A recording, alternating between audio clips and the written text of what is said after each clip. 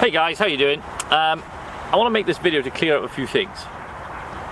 Actually just one thing I want to clear up. I want to clear up the whole dogs wagging their tail and what that actually means, because I often get asked the things, or consultations with clients and customers. They often say to me, and they give me a scenario, they may say something like, well, we walked in the park and my dog was barking at another dog and I'm not sure if he's aggressive or not, or what he wants to do. The tail is up high wagging, and it's wagging, so I don't understand why he's displaying the aggression. Well, a wagging tail, I mean, don't get me wrong, there's more to understanding why a dog or what a dog is doing than just one aspect of their body. So a wagging tail, the ears, the eyes, the mouth, noise, hackles, all that kind of stuff. You're looking at a whole things, the whole array of things that will determine whether that dog is displaying aggression or whether it's being nice, whether it's being friendly, or whether it's fearful. The two I want to focus on is a dog that is happy and a dog that is much more alert, potentially much more alert to a point where it's going to display aggression or is displaying aggression, and I want to show you the two. Okay. So that's really what I want to clear up. So I've got two dogs here I'm going to use. So we've got Chip, who's the more white, a little bit of black, and then Minnie, the more black, less white. Both collies, both have tails which can go up, down, middle, all sorts. Now there are breeds that have a dedicated high tail. So things such as beagles, they have a high tail, but they do peek forward just a little bit more when they're alert. You can see them, they become very, very tense. They'll obviously also drop and become very nervous, and they tuck them underneath, but generally they walk around with their tail up high. That's a beagle trait. Then you have things like huskies where their tail comes around and curls. Now breeds with curly tails like that, and I have got one, I'll bring Meg in. Meg has a curly tail, and it's much harder to determine when they're very alert just by using their tail, because of course it's as far as it can go, it's curled around. It does get slightly more tense, but you have to have witnessed it going from a more relaxed state to a tense state. So it does get a bit more tense, but unless you're actually watching at that moment when it happens, you're probably not going to see the difference. You're then focusing on other aspects of their body, such as their ears, so they prick forward or back or whatever. So I'm going to go show you the two. We're going to show you Chip first, and what I'm going to do is I'm going to set him off to react aggressively, and you're going to see his tail come up, and you're going to see the tip of it is going to be wagging like this, and you're going to see that he's wagging his bum, but he's very, very vocal. His ears are forward, he's looking, he's alert, and that screams that dog is alert, displaying some aggression. And then I'm going to show you Minnie. I'm going to switch to Minnie, and I'm going to show you how Minnie is going to come in and greet me when I call her to me. And you're going to see the difference when the tail is down low and a nice friendly wag to one that's very alert. Okay.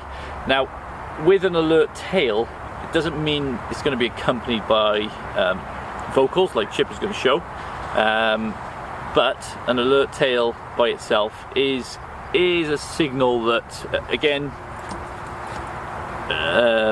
not including the certain breeds that have their high wagging tail, but the ones that don't, and the ones that can have their tail up and down, if they're up high, then they're up high for a reason, and it's often because they're quite alert. Okay, so here we go. So I'm going to use another camera for this.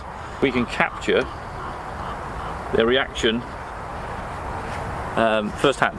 Okay, so here we go. Gibbo, come here, buddy. Bark. Okay, high wagging tail. You can see the high wagging tail here. Bark. When he stops barking, the ears are forward. And he's making a lot of verbal noise. So that high wagging tail, he's very alert. He's waiting for me to give him the instruction to go and fetch a dog or do something. He's very alert. He's completely calmed down now. So you see his tail is currently down. And actually I'll probably get the same. I won't even need Minnie. Here, buddy. Good boy. There you go. A lower wagging bum from exactly the same dog. So there's the very difference between a high wagging alert tail versus a low wagging tail. A low wagging tail is the more friendly tail, but don't mistake that for an underneath tail. A tail that tucks underneath the dog is a very nervous dog, and they can still wag their tail whilst it's tucked right under. When they're in that state, you have to be cautious, because when they got that tail tucked right under, then you can expect them to be a bit reactive, because they're of course very scared. But when they're just friendly, let me see if I can get Minnie to do it as well. Minnie, here baby. Here baby. Oh, look at that tail. Yeah, that's real. It's a very low wagging tail. Nice low wagging tail. Yeah.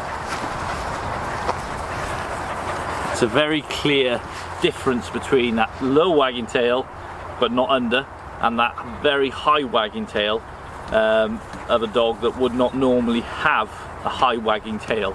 So that's really the fundamental differences there between a friendly approach, not a friendly dog, but a friendly approach, versus one of who's very alert, perhaps uptight, and it doesn't mean that they're going to be aggressive. Just because they have a high wagging tail, it doesn't mean they're going to be aggressive. But it does mean they're alert, so it means they're kind of on guard, they're ready if they need to. But they also raise their tail when they're approaching another dog. So you definitely can't go solely by the tail, because unfortunately it's the other parts of their body as well which is suggesting what they're doing, how they are. But definitely look out for that. If you have a dog with a high wagging tail, then you can kind of look at that and think, hang on a minute, are they being sociable here? Are they being friendly? And you really have to assess each scenario on its own merits. So have a think about that the next time you go out. Have a look, see what your dog's doing. Pay attention whether they raise the tail at all, if ever, and whether they lower it. And you're kind of looking for a tail that fluctuates throughout the day. So depending on what's going on, if they're approaching a new dog, they may keep their tail up a little bit, which is quite normal. That's absolutely normal. If they're very submissive towards the other dog, they may just lower their tail straight away. So you're going to have a look at the whole picture, and you kind of want a dog that's quite confident when they approach another dog, but definitely not too cocky about it. Just a confident dog, and they're more likely to stay safe if they have that level of confidence. So think about that next time, guys. If you like this video, if it's on Facebook, please like it, comment below if you've got any questions. If you haven't jumped over to my YouTube channel yet, which I'm trying to build some great content for, then jump over to that, James Davies the Dog Man. Have a look at my new website as well, www.jamesdaviescoaching.com, and have a look at some of the seminars we got coming up, which I'm really excited about, because this is really kind of the subjects I love talking about. And it's some of the seminars I've got coming up are a bit more about coaching the owners, because there's a bigger element to dog ownership. Is not just training the dog, it's training you to even train your mind to train the dog, so we can't expect the dog to respond to us and listen to what we want it to do if we're not in the right frame of mind for it and we're not focused on what we're doing. So check that out, have a look, see if you're interested in any of those things. Otherwise, have a fabulous day, and I shall catch you again soon. Take care, bye.